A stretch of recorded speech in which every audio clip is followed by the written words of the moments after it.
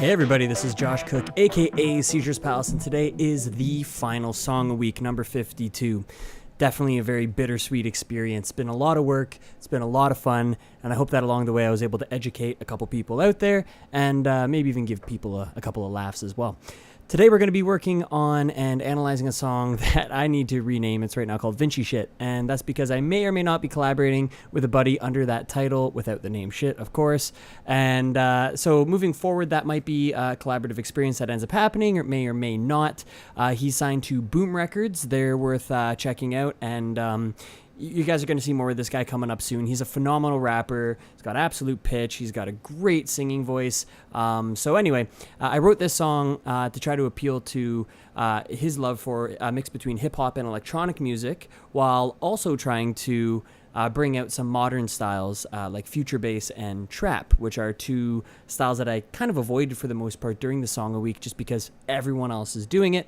But with that said, I think I struck a pretty good balance. So let's check it out. All right, so going through the parts, it would not be a trap style song unless I had trap drums. And it's not purely trap style, but the element of trap that lends itself into this song is absolutely from the drums. So let's listen to what we got for the kick. Now, I really cheaped out on this one. If I open up kick 2, you'll be able to see I just used the trap 1 preset, and I don't think I tweaked anything. If it ain't broken, don't fix it. So what was cool about this is it's pitched. I think I did turn up the portamento or slide a little bit between the pitches, but we have E, up to a G, down to an F sharp. So essentially there's a kick drum happening and a bass line, but I also used my sub bass for sliding around even more. So here's what that sounds like.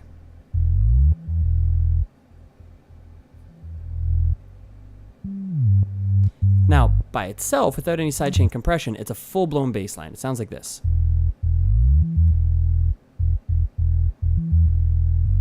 You can only hear this if you have decent speakers or headphones, by the way. So if you're listening on your phone or laptop, you won't hear it. So you can see it's a full bass line, but when I sidechain compress, mostly you're just getting those slides kind of in between those notes that are falling down, because the kick has a really long subtone in it. So I want to push down my sub bass that entire time, so I can't use a short trigger for that. And then when that bass drum decays, then the attack of the sub is able to kind of fill out any leftover space in between. And I thought, what can I do with that space that's unique that I can't do with the kick? And that's more sort of fine-tuned sliding or repitching of notes that way. So the two together sound pretty cool. It sounds like this.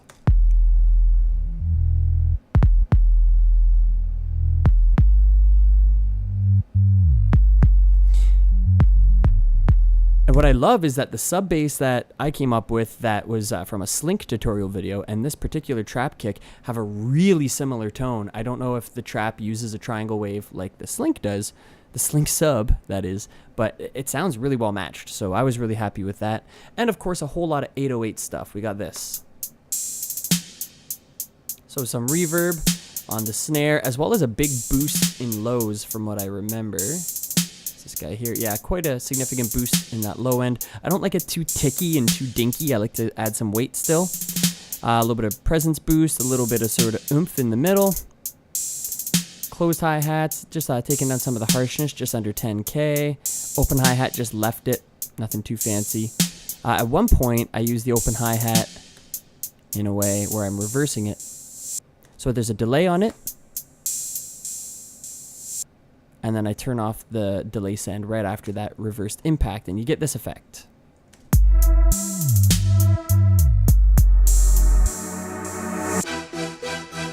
That sort of idea. In fact, I should have already taken you through the individual parts of the song, but I'll fly through that quick. The intro. A Rhodes with contact, and a heavy echoed synth using Serum with a lot of filtering as well.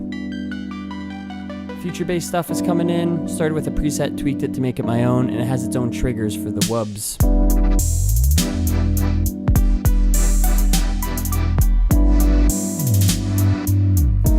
So taking you through the drums and the sub, the Rhodes, this sort of echo synth, delay synth, whatever you want to call it. The future bass thing's pretty cool.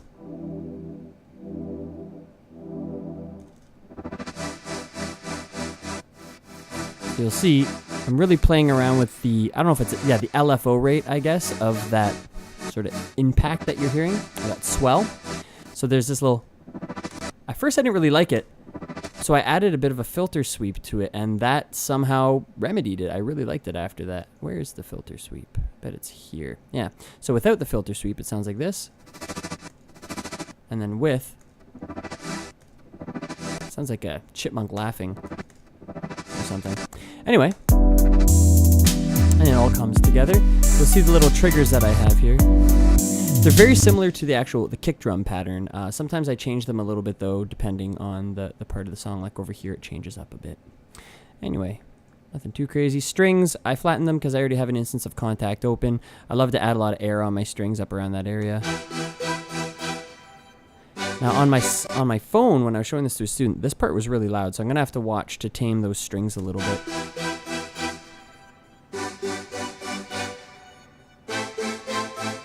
Something like that might sound a little better. Save.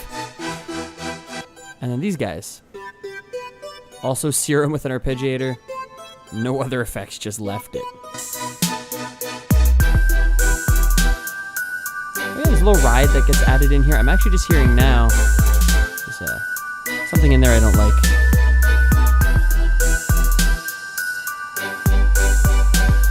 Get rid of some of the darkness.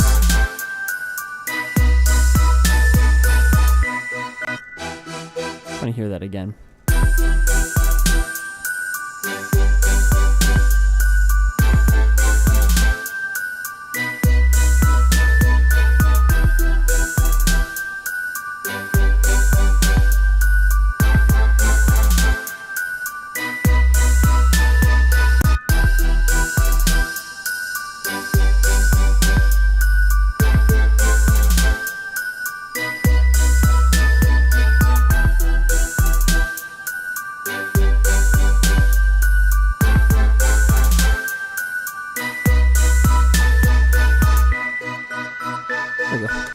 Might compress it a little bit.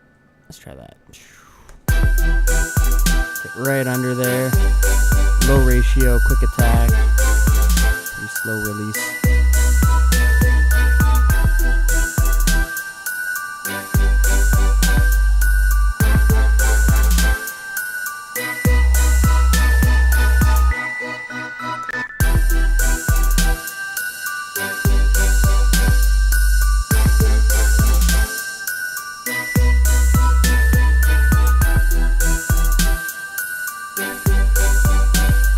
Want it sounding too digital. I'd listen to that again without headphones on, but that's sounding much better to me anyway. Lots of ringing going on in there. And you want to keep some of that chaos. That's kind of what makes the characteristic of a ride so great. But I'm not buying a Zildjian ride and using a high quality microphone and then wanting to keep all the characteristics. This is just someone that sampled a ride at some point. I can't trust the quality of it or anything like that. So if I hear something that's off, I might part with some of the characteristic of that ride to make it suited. And also EDM kind of does that, sucks some of the life out of things sometimes, but for the sake of translation on various systems. Anyway, we're still doing pretty good. It's under 9 minutes so far, so kept it under 10 today. I don't really have anything crazy new to show you in terms of techniques or anything like that. Just tried out a new style. Going to be putting a singer on this one, and / rapper, I should say, at some point. Went with 102 beats per minute. These guys I'm not using, so I don't need these on the master. A little bit of EQ, presence, high shelf boost, a little bit of mid-range presence, controlling the low sub-frequencies and adding a little bit of a bass boost and getting rid of some of that. Oftentimes 350 to 550 hertz, somewhere in there can be a little nasty. And then I just use the maximizer, -5 for ceiling. Could go as low as 1 decibel if it's going on SoundCloud, which it probably will. Threshold at -10, but play around with it. And the outro was kind of neat. I added redux slowly.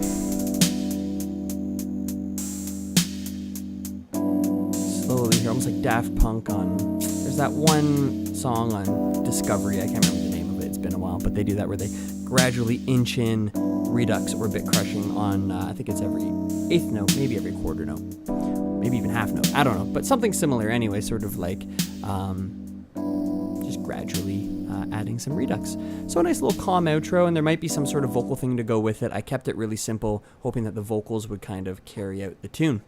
that is it. That is Song of Week number 52. Holy crap. I'm going to have to come up with a better name for this for sure. I'm going to do a follow-up video probably in a week just talking about the whole experience, the pros, the cons, the do's, the don'ts, future projects for myself, and any little other tips and tricks that I might be able to think of that relate to what I've been teaching and been exploring myself within this Song of Week process. So I wanted to thank everyone that's been involved on Facebook, on YouTube, on Reddit, any of the comments, any of the positive reinforcement or constructive criticism. It's all been helping me push forward to this goal of doing 52 weeks. So I wanted to say thank you, and anyone that's collaborated, it's mostly at this point, I guess, Basement Love, Sister Strange, oh, come on, I Read, the podcast, that was great, Jake Wright doing an intro tune for his blog, oh man, I hope I'm not forgetting anyone. There's been 52, so I mean, I'm sure there's a few others out there. A lot of these were done by myself, but anyone else I collaborated or that I did a project for, thank you. Again, next week I'll have more of a full video. It's just going to be me talking. It's not going to be any production or anything like that, but I think there's going to be some music philosophy that could be worth watching, and also just, like I said, some tips and tricks about and do's and don'ts about this process. I'd recommend it to anyone that's a fairly experienced producer and has the ability to be able to screen capture. That's been the most difficult part, I think, was setting up the technical aspect, but I'll save some of that for next week. It's been a blast. It's been fantastic. Thank you so much. I will see you next week for the final follow-up video. You guys, stay glassy, sand. Peace.